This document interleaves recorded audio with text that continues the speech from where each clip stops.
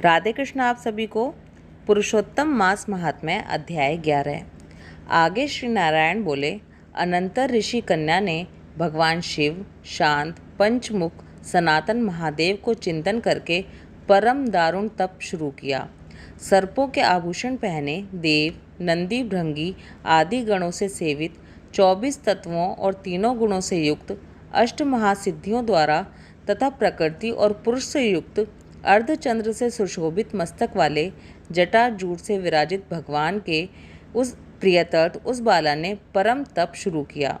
ग्रीष्म ऋतु के सूर्य होने पर पंचाग्नि के बीच में बैठकर, हेमंत और शिशिर ऋतु में ठंडे जल में बैठकर, खुले हुए मुख वाली, जल में खिले हुए कमल की तरह शोभित होने लगी। सिर के नीचे फैली हुई काली और नीली अलकों से ढकी हुई वह जल में ऐसे मालूम होने लगी जैसे कीचड़ की लता सेवारों के समूह से घिरी हुई हो। शीत के कारण नासिका से निकलती हुई शोभित धूम राशि इस तरह दिखाई देने लगी जैसे कमल से मकरंद पार करके भ्रमर पंक्ति जा रही हो। वर्षा काल में आसन से युक्त चौतरे पर बिना छाया के सोती थी और वो सुंदर अंग वाली सुबह और शाम धूमपान करके रहती थी। उस कन्या के इस प्रकार के कठिन तप को सुनकर इंद्र बहुत चिंतित हो गए। उस ऋषि कन्या के तप में लगे रहने पर 9000 वर्ष व्यतीत हो गए। उस बाला के तप से भगवान शंकर ने प्रसन्न होकर उसे अपना इंद्रियातीत निज स्वरूप दिखलाया। भगवान शंकर को देखकर जैसे शरीर में प्राण आ जाएं, वैसे ही वो खड़ी हो गई। तप के कारण दुर्बल होने पर भी उस समय वो हष्ट पुष्ट हो गई। बहुत वायु और घाम से क्लेश पाई हुई वह शंकर जी को बहुत अच्छी लगी और उस कन्या ने झुककर पार्वती पति शंकर जी को प्रणाम किया। उन विश्वेंदित भगवान का मानसिक उपचारों से पूजन करके और भक्ति युक्त चित्त से जगत के नाथ की स्तुति करने लगी। कन्या बोली, हे पार्वती प्रिय, हे प्राणनाथ, हे प्रभु, हे भूतेश, हे गौरीश, हे शंभो, हे तम, हे मेरे आधार, आपको प्रणाम है।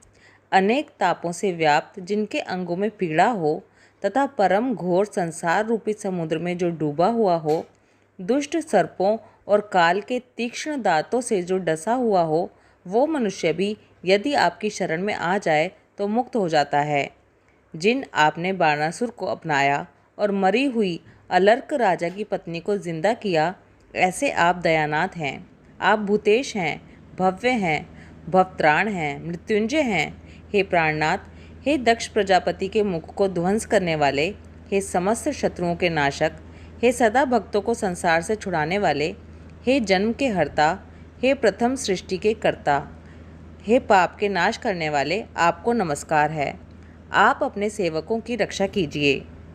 इस प्रकार स्तुति करके वो मेधावी ऋषि की कन्या मन और वाणी से शंकर की स्तुति करने के बाद चुप हो गई।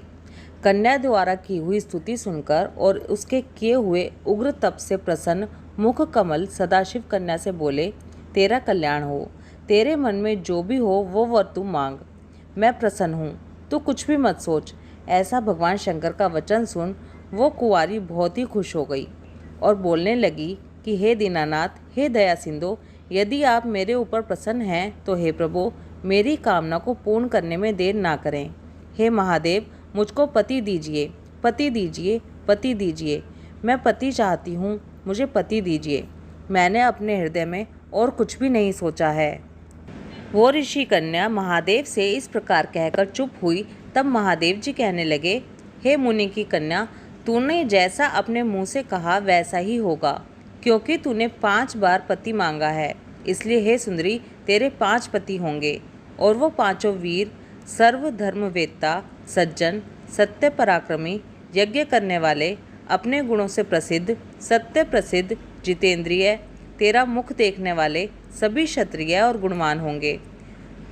ना तो अधिक प्रिय और ना ही अप्रिय। ऐसे महादेव के वचन को सुनकर बोलने में तो वो लड़की चतुर थी ही और कहने लगी, हे गिरिराजकांत, हे सदाशिव, संसार में एक स्त्री का एक ही पति होता है, इसलिए 5 पति का वर देकर इस संसार में आप मेरी हंसी ना उड़ाइए। एक स्त्री 5 पति वाली ना तो कभी देखी गई है और ना सुनी गई है। हाँ, एक पुरुष की 5 पत्नियां तो हो सकती हैं, इसलिए हे शंभो, आपकी सेविका मैं 5 पतियों वाली कैसे हो सकती हूँ? आपको मेरे लिए इस तरह नहीं कहना चाहिए। आपकी सेविका होने के कारण जो लज्जा मुझे हो रही है वो आप अपने को ही समझिए। कन्या का ये वचन सुनकर शंकर जी फिर से उससे बोले, इस जन्म में तुझे पति सुख नहीं मिलेगा। दूसरे जन्म में जब तू तपोबल से बिना योनि के उत्पन्न होगी तब पति सुख को भोग कर अनंतर परम पद को प्राप्त होगी, क्योंकि मेरे प्रिय मूर्ति दुर्वासा का तूने पहले अपमान किया है। वह दुर्वासा यदि क्रोध करें तो तीनों लोकों को जला सकते हैं, सो तूने अभिमानवश उनका मर्दन किया है। जिस अधिक मास को भगवान कृष्ण ने अपना ऐश्वर्य दे दिया, उस भगवान के प्रिय पुरुषोत्तम मास का तूने व्रत नहीं किया।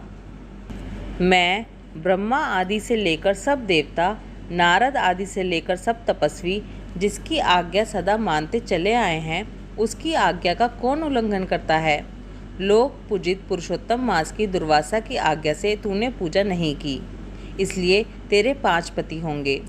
पुरुषोत्तम के अनादर करने से अब कुछ और नहीं हो सकता। जो उस पुरुषोत्तम की निंदा करता है वो रौरव नरक का भागी होता है।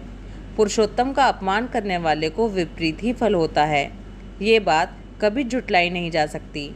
पुरुषोत्तम के जो भक्त हैं वे पुत्र, पौत्र और धन वाले होते हैं, और वे इस लोक को तथा परलोक की सिद्धि को प्राप्त होते हैं, प्राप्त होंगे और प्राप्त हो रहे हैं। और हम सब देवता लोग भी पुरुषोत्तम मास की सेवा करने वाले हैं। जिस पुरुषोत्तम मास में व्रत आदि से पुरुषोत्तम शीघ्र ही प्रसन्न होते हैं, उस सेवा करने योग्य मास को हम लोग कैसे न भजें? उचित और अनुचित विचार की चर्चा करने वाले अतएव अनुकरणीय जो मुनि हैं, उन अति उत्कृष्ट श्रेष्ठ तपस्वी पुरुषों का वचन कैसे झूठा हो सकता है? इस प्रकार का कथन कहते हुए भगवान नीलकंठ अंतर्ध्यान हो गए और वो बाला सोचने लगी, हे मुनीश, चंद्रमा से युक्त सदाशिव जब उत्तर दिशा के प्रति चले गए, तब जैसे वृत्रासुर को मारकर इंद्र को चिंता हुई थी, उसी प्रकार वो कन्या भी चिंता में डूब गई। पुरुषोत्तम मास महात्म्य अध्याय 11 समाप्त। ओम नमो भगवते वासुदेवाय। राधे कृष्णा।